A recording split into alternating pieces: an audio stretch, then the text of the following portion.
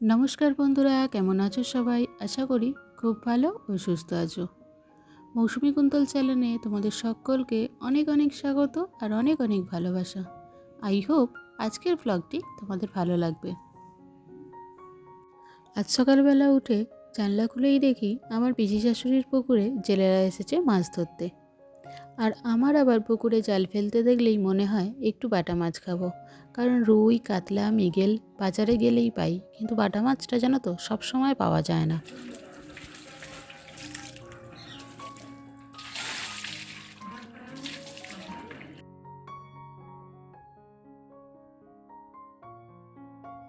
কত বড় ওই ব্যাগ নিয়ে আছে রাখো নিয়ে রাখো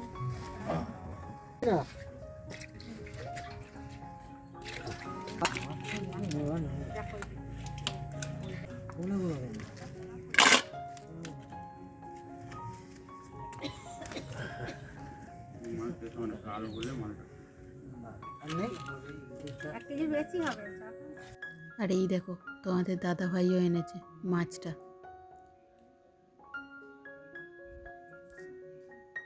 কি সুন্দর জ্যান্ত ছটপট করছে। মাছ আনা তো হয়ে গেছে, এবার চলো মধু জলটা খেয়েই যাব হলুদগুলো তুলতে, কারণ হলুদগুলো তো এবার হয়ে গেছে, তো এবার তুলে নেবো।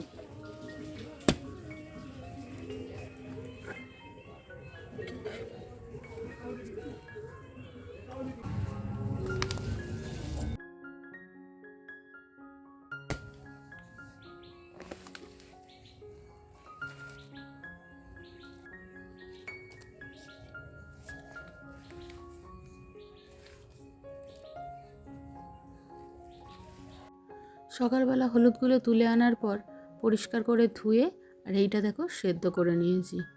আর দেখছো আমাদের এখানে কত বড় বড় হলুদগুলো হয়েছে, কারণ এটা না 1 বছর রেখে দিয়েছিলাম।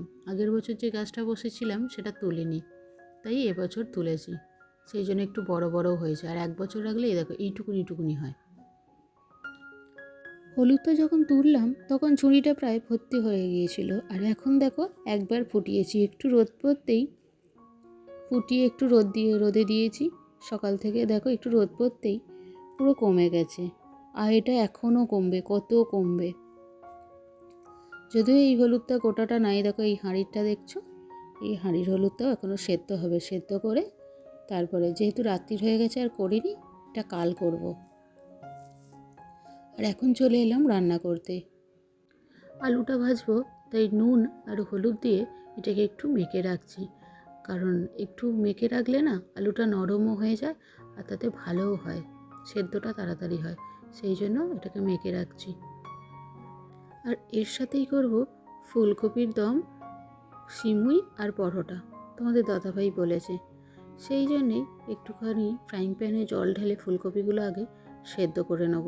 তাতে ভাপিয়ে নিলে কি হয় বলো তো, একটু ওই গ্যাসটা না, তোমাদের দাদাভাইয়ের তো গ্যাসের প্রবলেম আছে জানোই, সেটা আর হয় না, সেই জন্য একটু ভাপিয়ে নেব।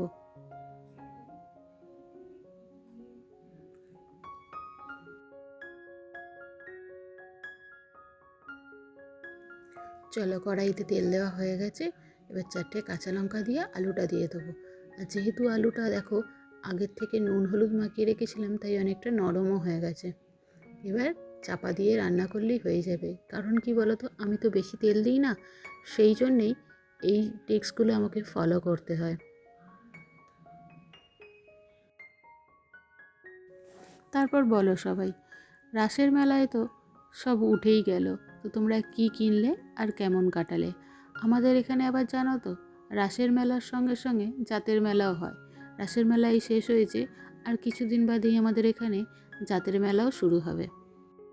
ফুলকপিটা একটু নেড়েচেড়ে তুলে নিয়ে কড়াইতে একটু জিরে আর লঙ্কা ফোড়ন দিয়ে আলুটাকে নেড়েচেড়ে টমেটো নুন দিয়ে নেড়ে নিলাম। নিয়ে এখন দেখো জিরে, লঙ্কা, হলুদ, নুন, আদা বাটা সমস্ত কিছু দিয়ে আর একটু জল দিয়ে আবার একটু কষবো। কষে ফুলকপিটা দিয়ে আবার জল দিয়ে দেবো, গরম মশলা দিয়ে। আর জানোই তো আমার তৈরি করা গরম মশলা আমি সব কিছুতেই ব্যবহার করি, তাই ওটাও একটু দিয়ে জল ঢেলে চাপা দিয়ে দিলাম।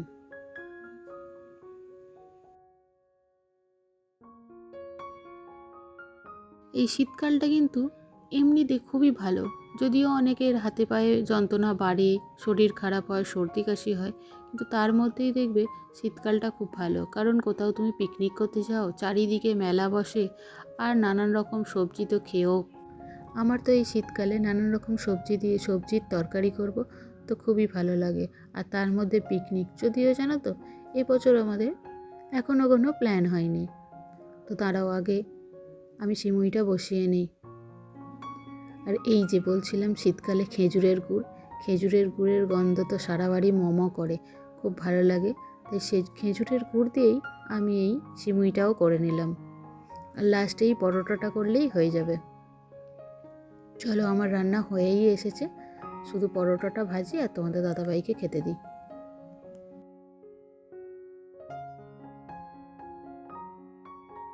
শীতকালে কপি, পরোটা, লুচি এইসব খেয়ে দেখবে অনেক সময় আমাদের তেলটা বেশি খাওয়া হয়ে যায়। তাই এরকম একটা তোমরা অনেকেই এরকম একটা ব্রাশ কিনে নিয়ে জাস্ট পরোটার উপর লাগিয়ে নেবে, দেখবে তাতেই যথেষ্ট কম তেল খাওয়ার। অনেকে যারা কম তেল খেতে চাও তারা করবে, দেখবে খুব সুন্দর হয় পরোটাগুলো। এরকম করে আমি তো করি, কারণ বেশি তেল খাওয়াটা না ঠিক না।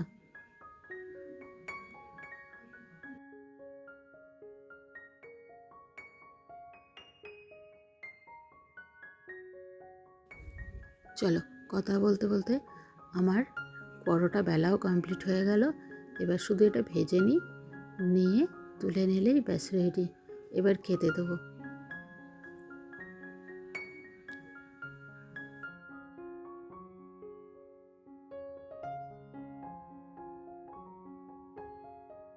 তো বন্ধুরা, আমার ব্লগটা আজকে এতটুকুই।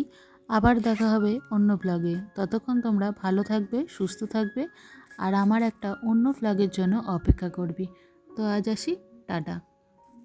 আর হ্যাঁ, আমার ব্লগটা কেমন লাগলো একটু লাইক করে জানিয়ে দিয়ে যাবে। তো টাটা।